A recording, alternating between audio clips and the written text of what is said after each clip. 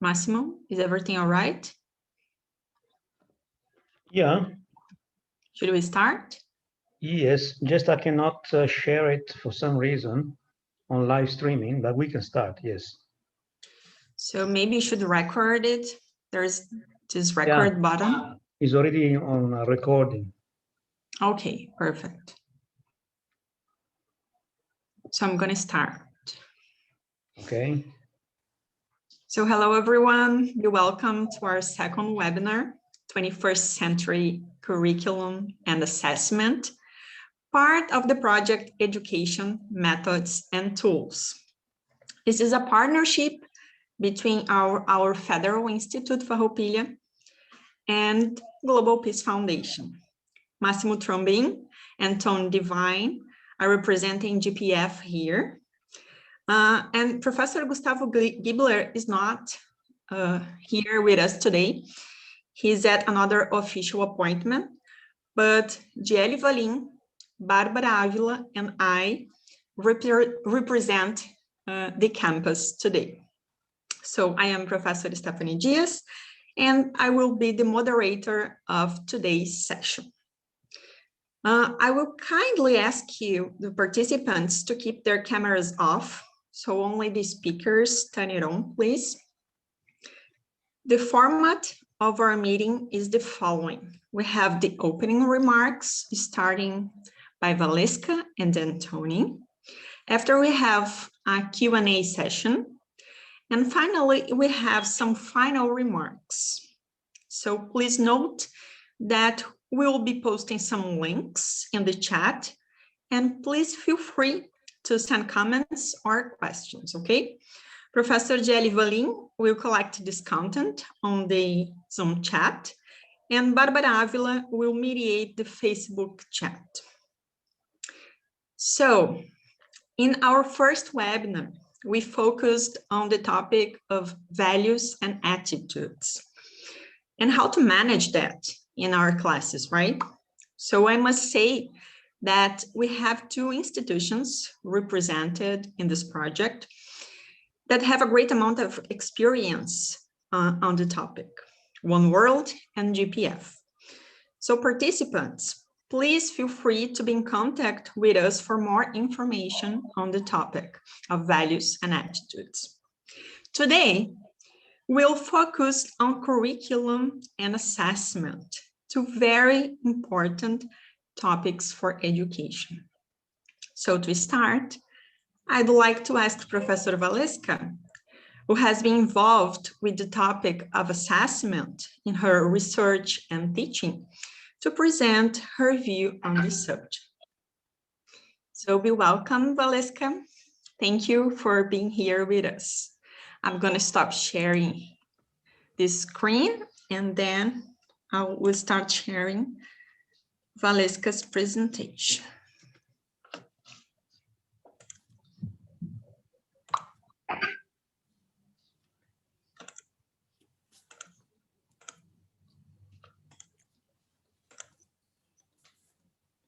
Here. Can I start, Stephanie? Yes, please. Good afternoon. I'm glad to be here, and I'm very happy about this topic because it's my favorite subject in terms of research in the last 2 or 3 years, maybe. I'm talking about innovative assessment, okay, in a situated perspective and challenges to the curriculum, or maybe to the human beliefs. Next.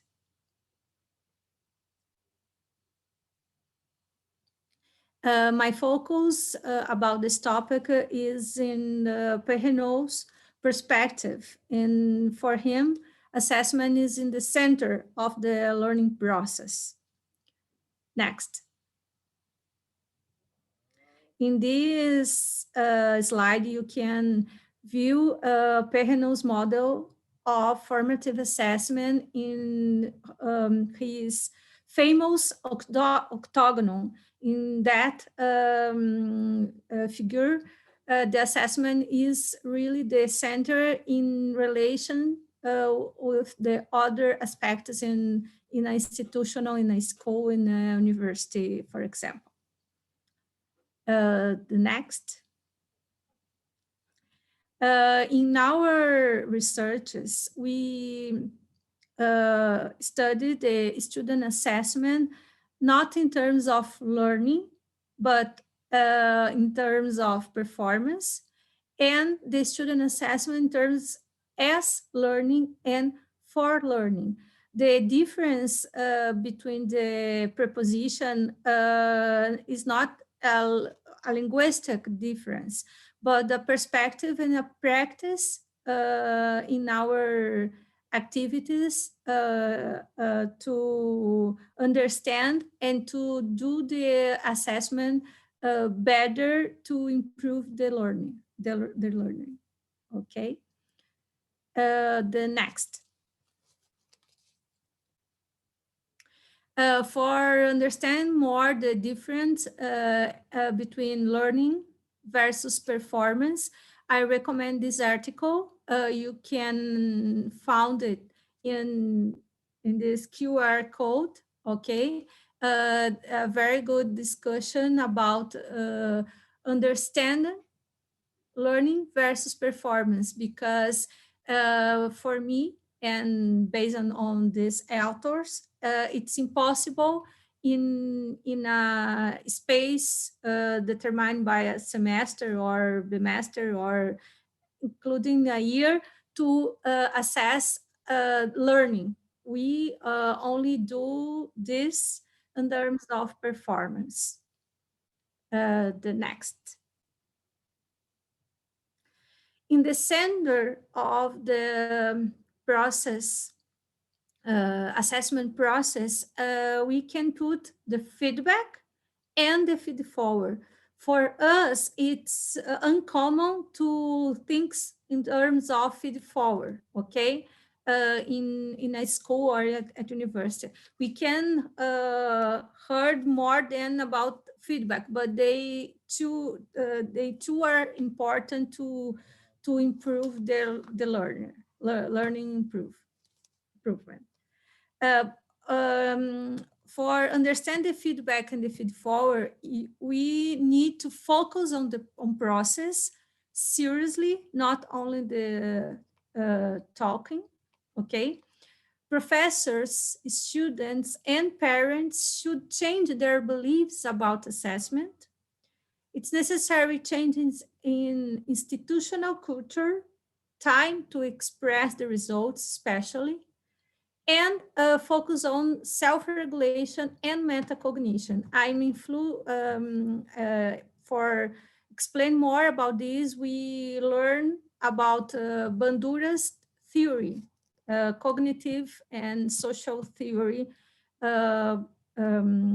talking about this topic, self-regulation and metacognition especially, and other things like agency. The next. Some tools we can use to improve assessment. You can use checklists, rating scales, and rubrics. I'm focused on rubrics because I love to use rubrics in our practice, and there are lots of researches about the benefits use them. The next. Here we have a simple example, a basic rubric developed by Soares, in that we have 3 levels and 4 dimensions. We can access this rubric in the QR code. The next.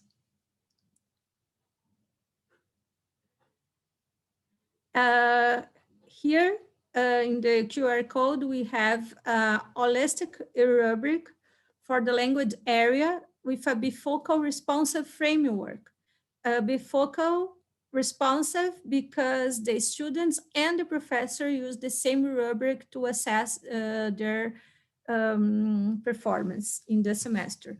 In this case, we adopted project-based learning, okay? In this case, different professors elaborate and use the same tool to the same students. The next. In this other example, we developed a rubric with high granularity to assess student physics problem-solving videos. This is very helpful in this moment because the distance learning, okay?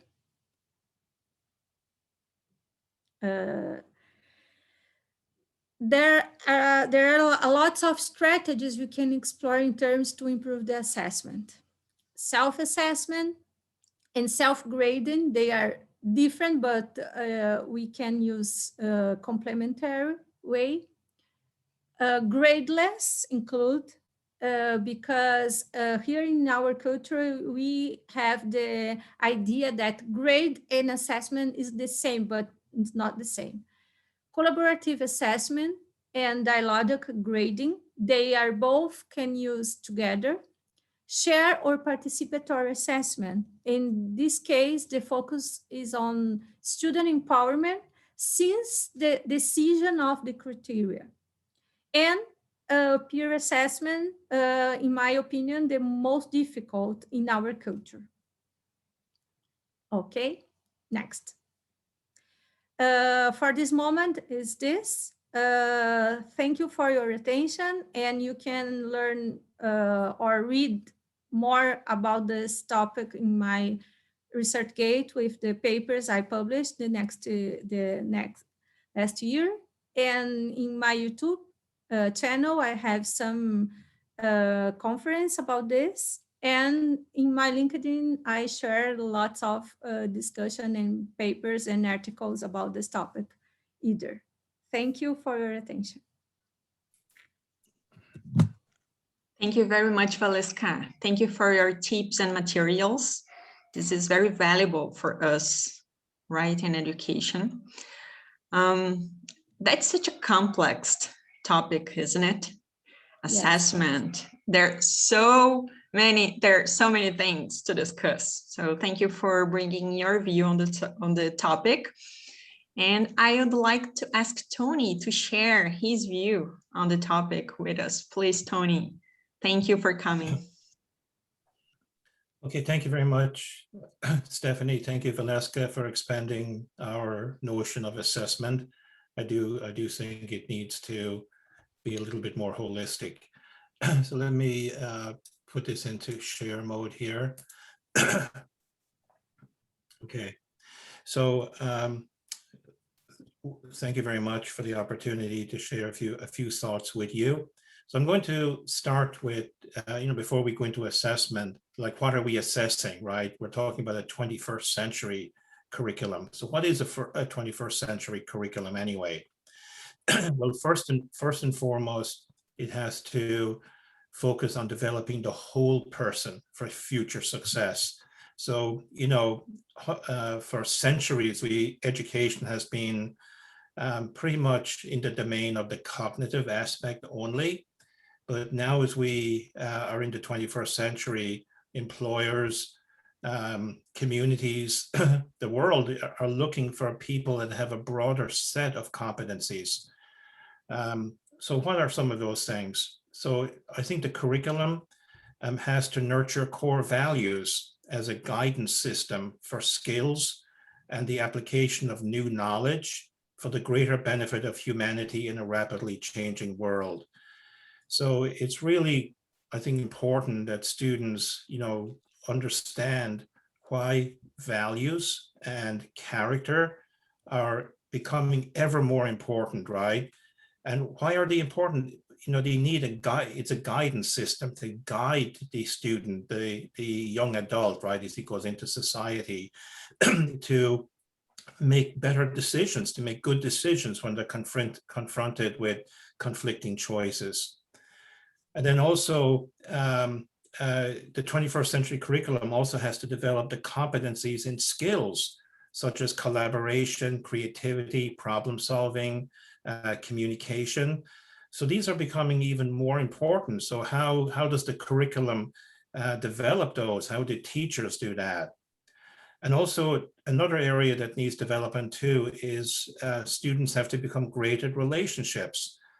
Things like empathy, social and emotional learning, and just being able to relate well with other people across the differences of nationality, race, religion, tribal affiliations, you name it. So going beyond those differences and relating with people who might be different from ourselves.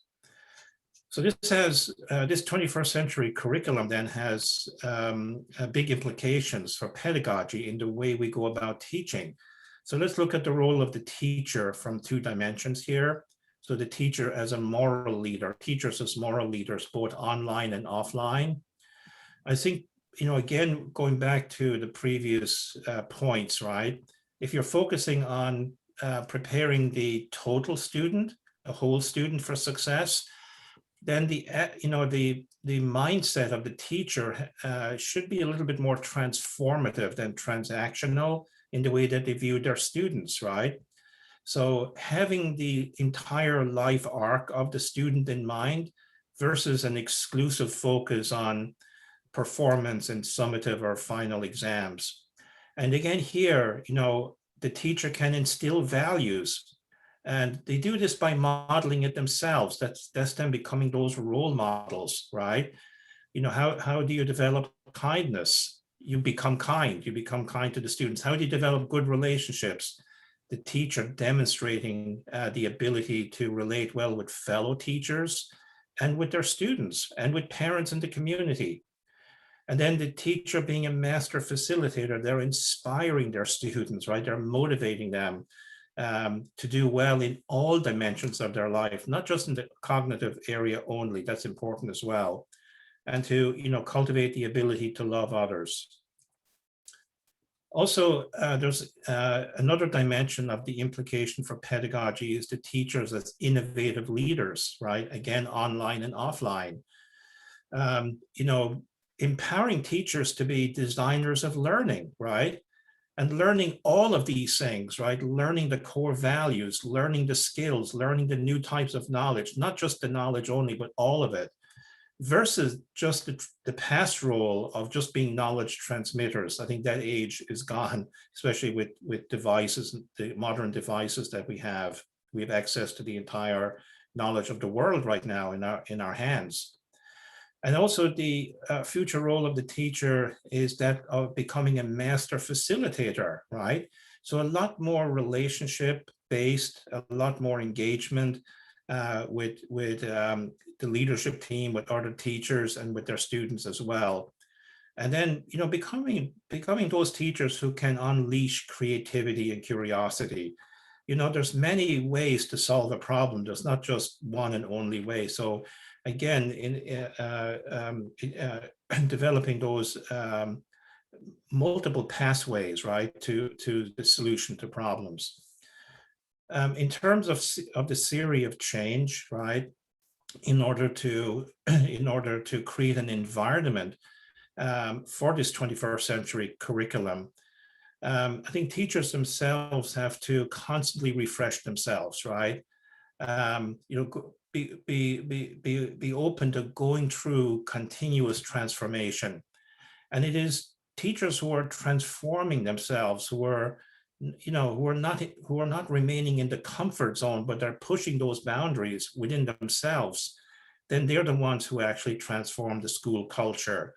And that's when students themselves are transformed, and we see a great impact, not just in performance indicators, right, which measure knowledge, but also in the acquisition of values, skills, and so on and so forth. And I think the pandemic last year has really shown us that that we have to be continuous learners, right? So we constantly say that the students should be lifelong learners, but this applies to the teachers as well. And we've seen teachers become very innovative, right? They, in order to figure out ways to allow their students to continue learning. There's been some impressive things done by teachers around the world.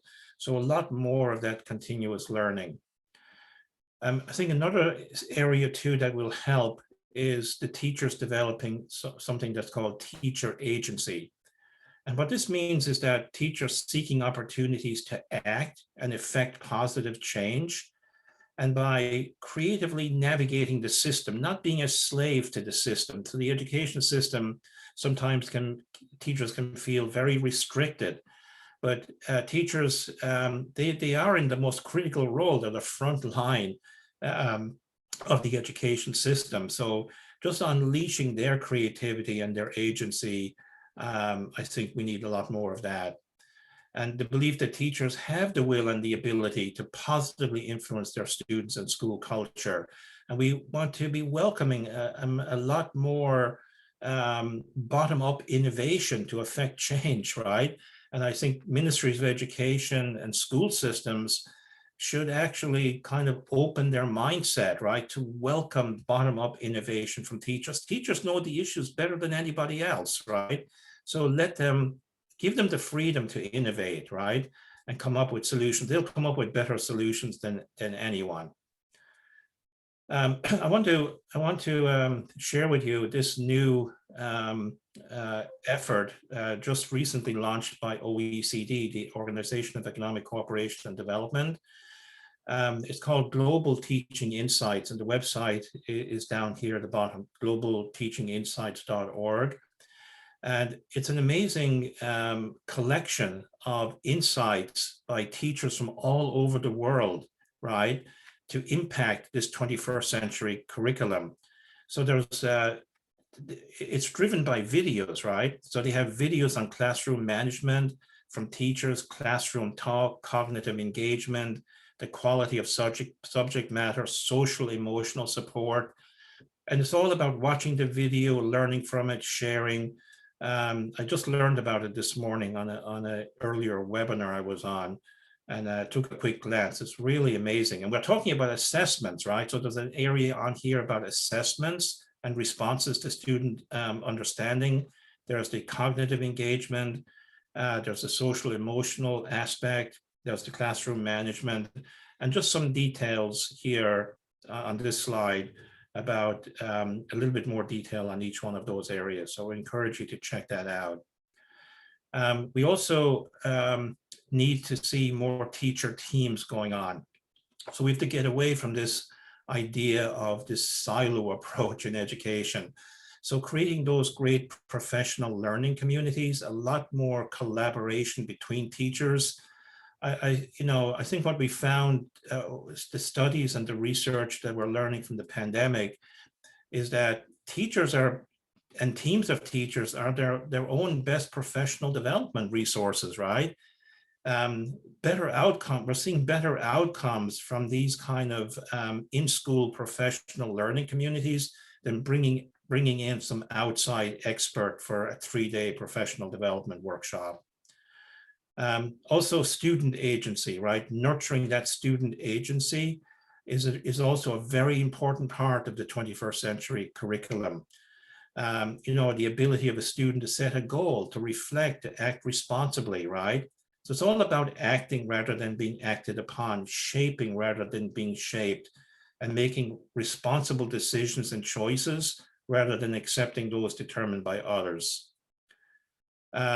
We talked about teacher teams. It's the same story too with students, right? So, we're in an era, right, in the workforce where work is done by teams, right? It's no longer done by individuals alone. I mean, every job out there right now requires people to work in teams, right? Every company, organization, you name it, even in government. So we've got to give students the opportunity to practice that and get used to that, and giving them projects and putting them in teams to do that project-based learning, and moving a little bit forward than just the individual-only approach. Another part of the 21st century curriculum is interdisciplinary approaches. So we're, in the past, you know, teachers focused on a single discipline and then someone else did another discipline. But that era is also past us, because any product, service, you name it, has multiple disciplines working harmoniously within it. So even though a student might have a speciality and an interest in a single discipline, they cannot just stay in that comfort zone. They also have to stretch themselves and be aware and learn something about related disciplines and how they interact and so on. That's how the world is working these days, right? So a few words here on assessment. So I think we need more formative assessments as part of the learning process. I think the education world is too heavily weighted on summative assessments, meaning final exams.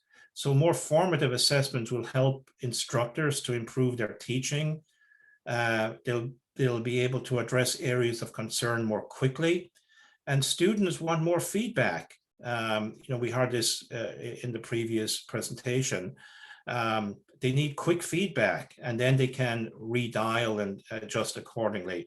And then we also need assessments to evaluate the whole person, to evaluate character and skills. And I just gave one example here from an organization called Character Counts. They have a tool, an assessment tool called the Culture of Excellence and Ethics Assessment. So it measures student learning and development and staff teaching practices and well-being, staff professional capacity and community connectedness and partnerships. And there's other tools out there too that measure this. So this is a little bit more detail on that survey. So teachers have the critical first line relationships with their students. So just I want to re-emphasize once again, the need for more collaboration between teachers and parents, and also between teachers and students. And I think this is what will really unlock a lot of value. And also the ecosystem too, a word about that. So the role of teachers and parents is becoming more urgent than ever. We saw this highlighted during the pandemic. Also, we're seeing soft skills becoming more important, and values such as kindness, compassion, respect. They're learned primarily in the home, and then the schools can play a great role in supporting that, right? I'm almost at the end here. I just want to, since we're on this topic, there are two recent OECD reports that were launched last November. I put the links here. So one is called Curriculum Overload, A Way Forward, very interesting report. And another one which is very related, completely related to our topic today, What Students Learn Matters Towards a 21st Century Curriculum. So you can check those reports out. So I just want to thank you for the opportunity to share these few thoughts with you here today. Thank you very much, Tony, for this global perspective on curriculum and assessment. I took some notes. There's so much involved, right? So you talked about competencies, you talked about skills, subjects, content, global knowledge, communities, practices, projects, interdisciplinary activities, social services. And we also need to be aware of tools, collaborations. So there's so many things involved, and we should address this topic in our campus, in our institutions. We need to talk about this, to address this always as possible. So right now, I'm going to share with you some questions, some general questions. So please, Valeska and Tony, feel free to share your views on the topic. So here.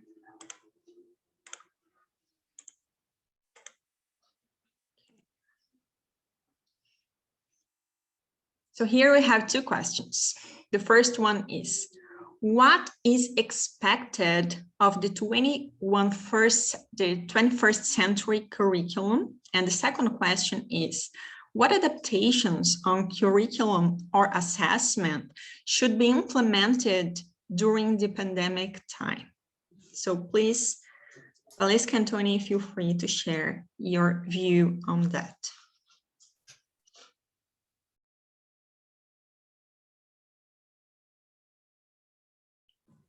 Valesca, would you like to go first?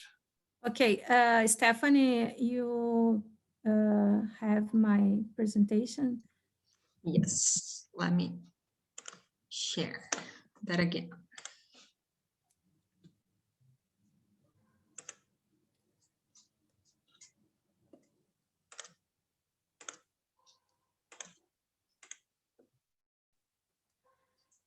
I answered the Janete questions. Okay, the second question. The next, Stephanie. For answer this question, I started to present this article. I recommend this article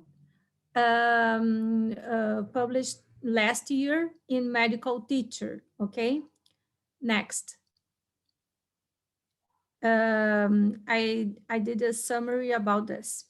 The authors pointed it's necessary to introduce the collegiate model in including learners, holistic considerations of assessment, a compassionate approach to assessment, a well-designed open book tests for groups, make use of multiple assessment across a course. They consider a low stake in this case, in opposite when we use one or two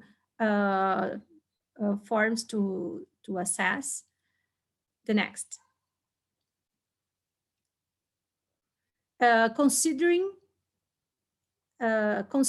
non-cognitive issues involved, like device, connectivity, and suitable space. In authentic assessments with higher order intellectual ability than the simple factual recall that Dr. Google can supply. I love this consideration because I'm totally agree with them. And a good example for assessment in this moment, more engaging activities, including student-generated YouTube clips to demonstrate scientific concepts. Next.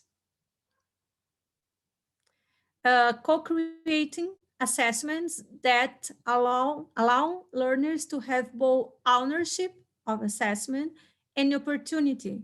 Diversity in how the task is approached is one way of making assessment more fun and social. And they analyze and thinks about large examinations halls will be obsolete. And I totally agree with this possibility, and I hope that's happened. The next.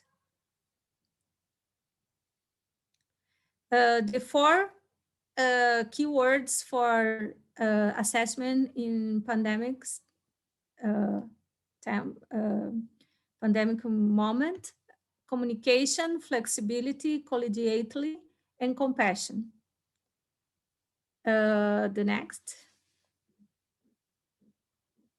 And they have this figure, and I think this is very important to understand that the future, I think, because the crisis response can be help us to change our practice, or after the crisis come back to old practice. But I hope we can amplify the practice, the practice we use today in a better practice to make an assessment more interesting and more adapted to the students and more adapted to the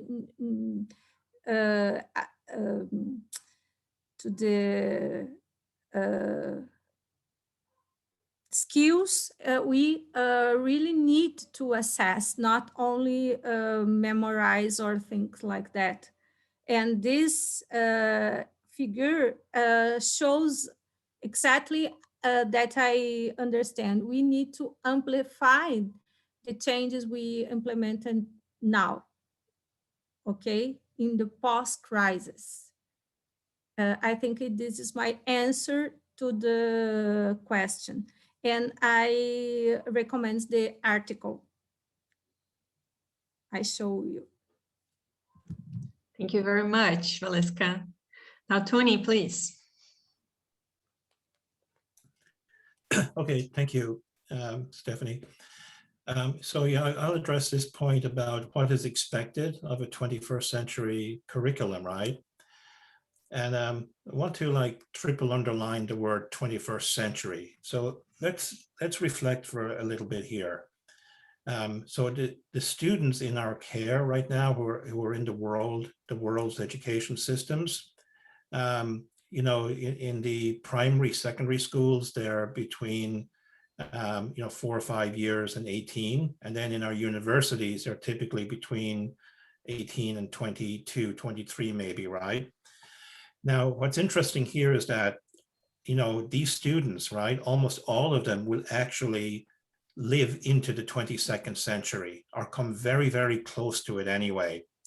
So I think it would be a very good thing if we start envisioning what you know, a peaceful and flourishing 21st century civilization looks like, and to, you know, get that kind of vision, you know, embedded in our students, right? And, you know, engage them on how they can contribute towards that. And also, I think the education system too has to look forward, right, into that. The time will go very, very fast. You know, most envisioning goes out to about 2030, right? I think we have to go way beyond that because our students will live to the end of this century. So this has huge implications. If you're talking about a peaceful and flourishing 21st century civilization, you know, from the point of view of the individual, this is one part of civilization. We need people of virtue, good character, you know, people who will exercise, our students who can exercise agency and personal responsibility, have those good social and emotional competencies, and strive for well-being, excellence, and achievement. Also, something that's completely missed in our education system is the family, right? So I think this would be a very interesting thing to include into the curriculum. How can we, you know, how can we build strong and loving families, right? Because the family is the building block of good nations and a flourishing civilization. It's also the starting point for any meaningful transformation on the individual, family, societal, national, and worldwide level. And it's the most defining institution of our human existence. And we talk about social and emotional learning. Schools are doing that, but actually the family is the first school of love and relationships. This is like the best school to learn about relationships, right?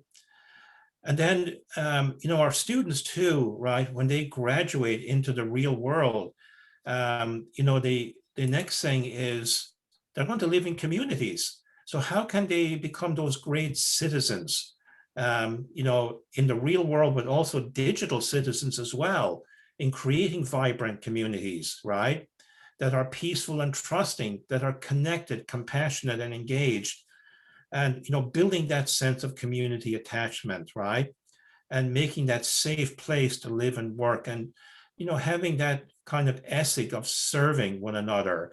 Again, all of these things could be cultivated, you know, in the curriculum, right?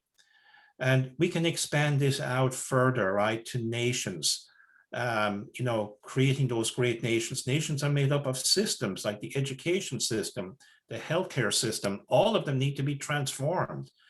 this webinar here is about transforming the education system, right? But all the systems have to be transformed. Manufacturing, science and technology, right, is moving at an exponential pace. It needs to be guided very well. And eventually, when we look at the world, we want to have a 21st century world that's peaceful, where nations get along with each other. Who's going to do that? It's our students who are in our care right now.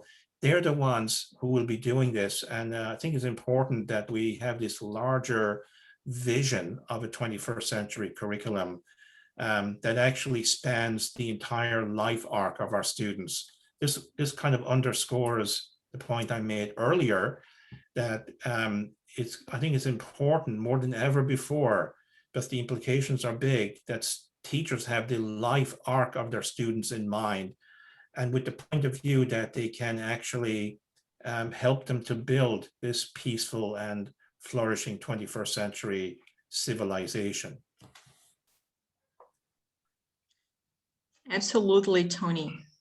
You addressed here the families and also the homes, especially right now. We have this pandemic scenario. We are with our students at their homes and we see their families, right? So it's really important to have this kind of link to connect with their families. We also have this political and institutional guidelines in terms of assessment. So as a teacher / professor, we know that we can do differently, of course. And you also have in mind this kind of fairness with the students' assessment. And we also pay attention to the guidelines, political guidelines, institutional guidelines, right? So we have so many things to address when you think about assessment, right? We have here a couple of questions. So please let me share these questions with you. So here we have 3 questions. Are there suggestions for evaluating students based on their participation and involvement? Again, this participation and involvement. So is it relevant to insert a discipline of scientific methods in the curriculum? And how do you see the issue of grade retention, considering our curriculum and assessment? So it's open to you guys. Anyone, Tony or Valiska, please feel free to answer that.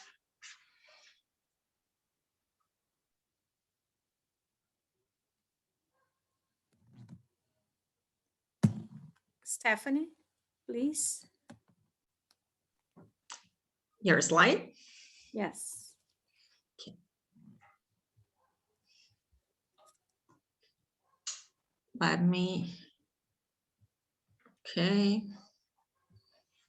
Let me share my screen again.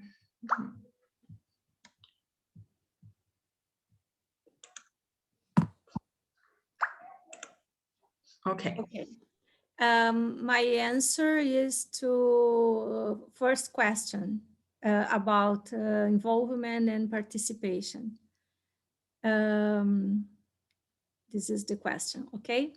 Yes, of course. I suggest to read about rubrics examples in Pinterest. That there is a lot of rubrics for all levels, since children to adults. In Pinterest, it's good for professors who don't have the practice to develop their own rubric, okay?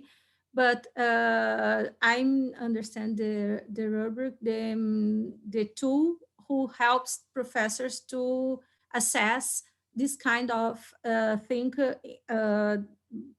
in a good way, in an objective way, okay? And in Pinterest, there are some examples. Examples for class discussion, participation in class, group work, okay?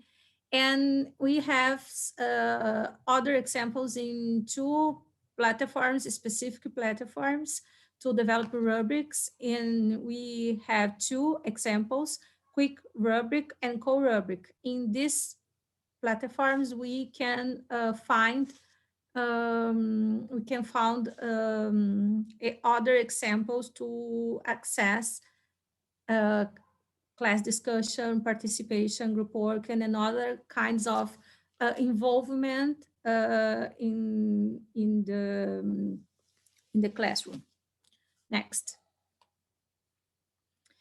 Here I have two papers wrote in our research group. I work in a research group called called Gama, grupo de pesquisa sobre aprendizagens, metodologias e avaliação. And we published in the last months, 4 months, I think, a paper with the topic concept of rubric, and the second paper with the designer rubric. I think when professors start to use rubrics, we can assess lots of things, uncommon things like participation or soft skills or other kind of topics difficult to assess in a traditional model, okay? And I recommend this kind of practice.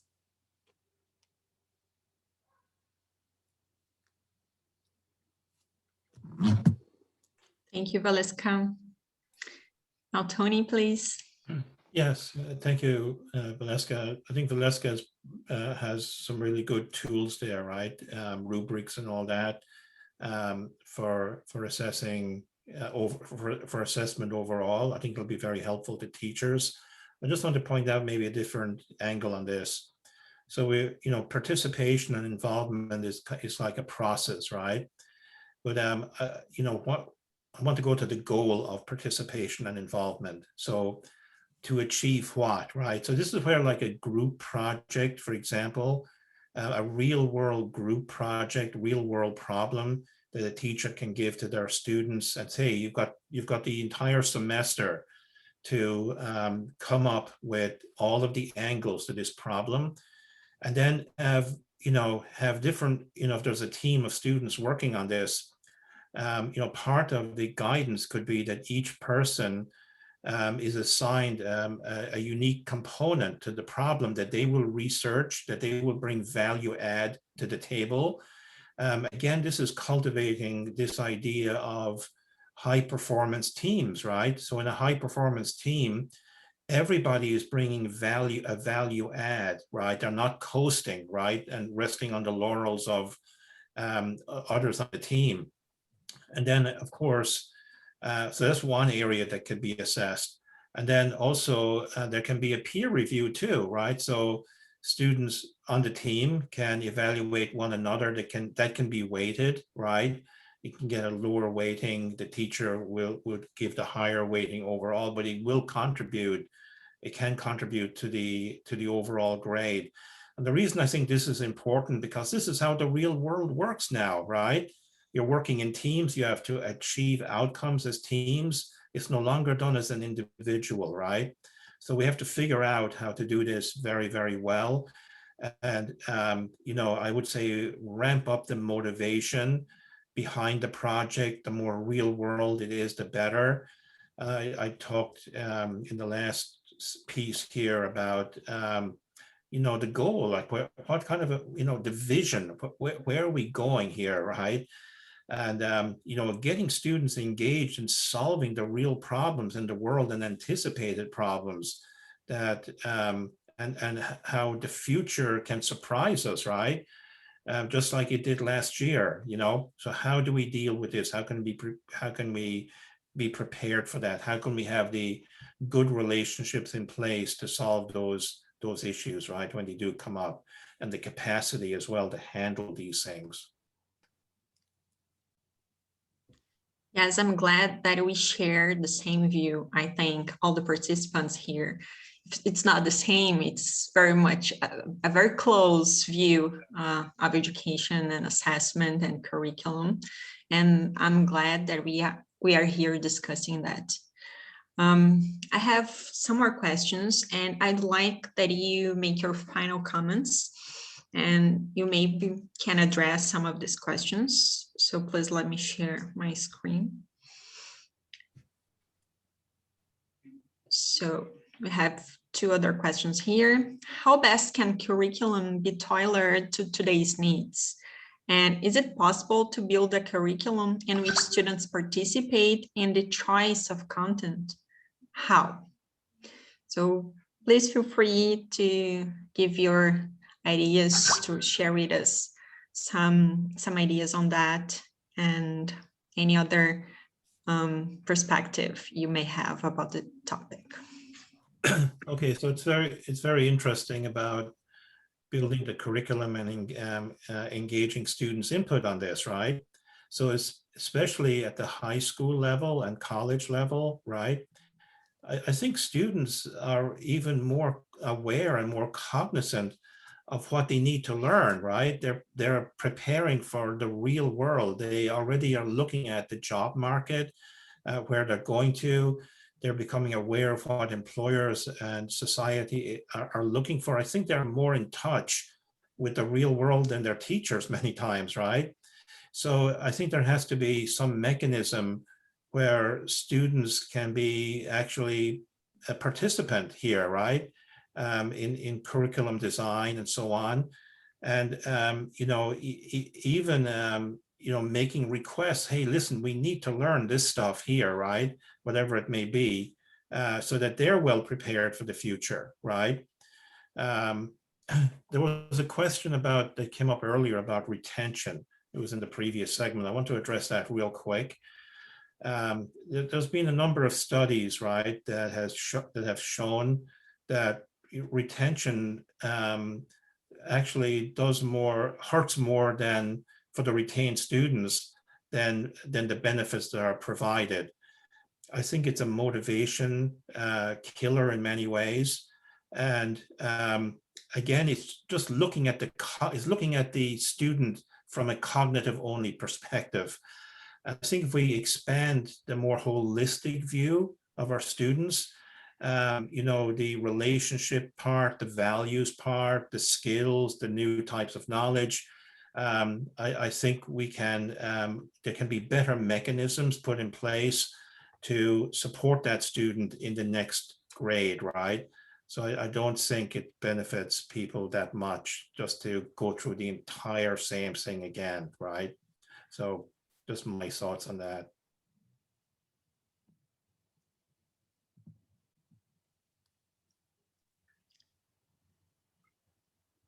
Valeska, please. Okay. Yeah, I don't know if you have my presentation, the next. Yes, I do.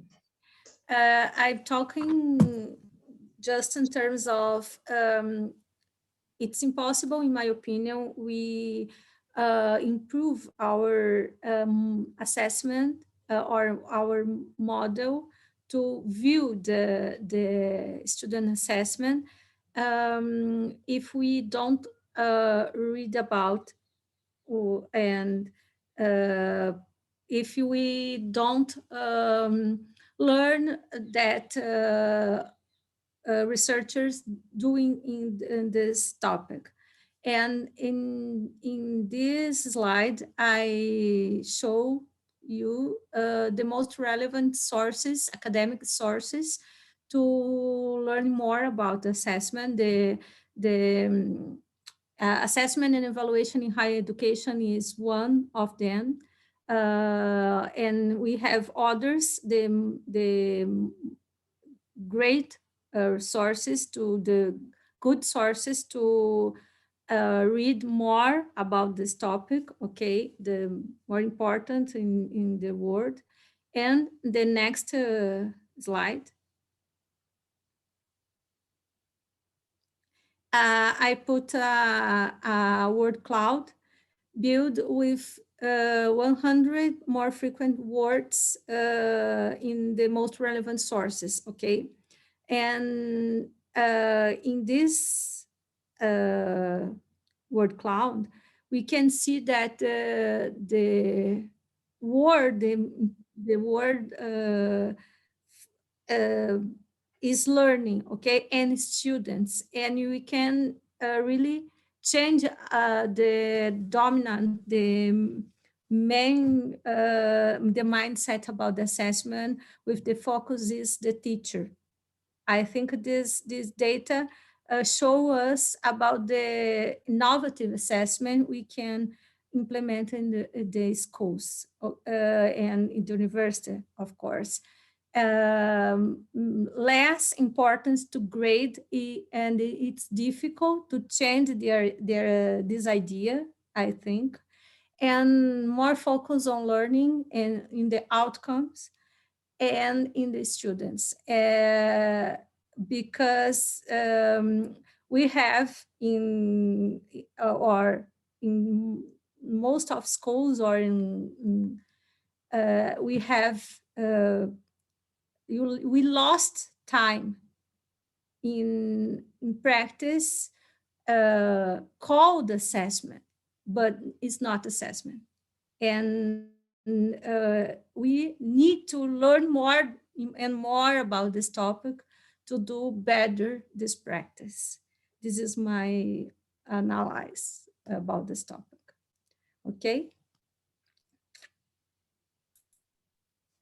Thank you very much, Valesca. I totally agree with you. We need to discuss more about that. We need to learn more about different types of assessment. This is urgent for us teachers. So now we move to the end of our session. Massimo Trombin would like to talk a little bit about our last session. He wants to share some data with us on viewers, on feedback. I think this is really important for us, that what we are doing here, what we are discussing is important for other people. We need to establish and make contact with other professionals. I'm really glad that we have people from different campuses here. So we start a dialogue that's so important, so valuable for us, especially at the federal institutes and also universities. Here we have Unipampa, and you also have international companies with us, and especially Global Peace Foundation, which is an institution that I respect a lot because they do a great job on education and other areas. So Massimo, please feel free if you want to share some ideas with us. Yes, thank you, Stephanie. And thank you to Valesca and Tony for your really important content and presentation of today. What we have done on this second step of our program, there will be a third one, I think is very important, because one of the main focus that come from Tony Devine is always to provide capacity building for educators, more than the usual focus that always end up towards the students, the pupils, you know, the young people, etc. But actually the focus of our director for education, Tony, is very, very much in the area of providing more tools to the educators. Educators are really so important in the life of young people, like the parents. After the father and the mother, the parents, etc., the most important person that appear in the life of a child, of a young person, is the teacher, is the educator. And many times the educator become a mentor. Many times. Good educators are also good mentors for the young people. So I'm very happy to and seeing the result of the first lecture, because the topic is very specific. So it requires people that they really have a specific interest to link to those topics. And the visualization of our first lecture reached 1,070 people. So actually these days is concerning the inflections of the booming of things on social media. 1,070 is actually a great number of people they link to the first presentation. I believe also this second step will also bring certain success, and comment from some of educators that have been extremely positive because the presentation enrich their knowledge and stimulate their interest to do better. I think will be the same this time. So I'm very happy to be part with the Federal Institute and with the Global Peace Foundation International of this initiative. Also, I'd like to announce that Stephanie became one of our council for the chapter of Global Peace Foundation Brazil. So she's not yet a board member, but she's a precious advisor in the field of education. And also we're exploring the possibility of expanding another program with Joe Calvin, that participated on the first presentation. He was not present today because something happened that, in other words, didn't allow him to be part of a discussion of today. And also, Stephanie is coordinating a new initiative for youth entrepreneurship in the area where she's working with her institution in partnership with GPF. So again, thank you very much. And also I would like, Stephanie, if it's possible, after you introduce the next step, for everybody to open their video so we can see the people's faces, you know, for closing and when we say goodbye. Thank you. Thank you, Massimo. Hello, everyone. Thank you for being with us in this project. Thank you, Tony. Tony is also a hard worker in this project, and also Gielli and Barbara. Thank you very much for being with us. And we have many colleagues here from our campus, from different campuses. So thank you very much for being here. We hope that we enjoy. This is a space for us to exchange ideas on important topics for us, for education, for what we do, right? You know, Stephanie, when I don't see some people, it comes to my mind the image of one guy that he shows a long time ago on the beginning of this pandemic, that he was laid down on the sofa, and then the call came in, he just jumped out in the chair. He did have the jacket, fake jacket ready with a fake collar, you know, and tie to be ready on the screen. So it was very funny. Many people may come, I need one of those, I need where I can buy it, etc. So I think many people, they don't show themselves because they may be in a too very comfortable situation. But we are very happy that you have been part of today. Thank you. Thank you very much, Vanese, Deborah. I see other people here. Janete, Kayla. Janete also is a very enthusiastic partner of us. She has written to me, sent me a lot of messages. Thank you very much, Janete. So see you guys. Our last meeting is our workshop, The Future Role of Educators in Education. See you all there, hopefully. Take care. Bye-bye. Bye-bye. Take care, everyone. Thank you. Ciao. Have a good day. Bye-bye. Bye-bye. Bye.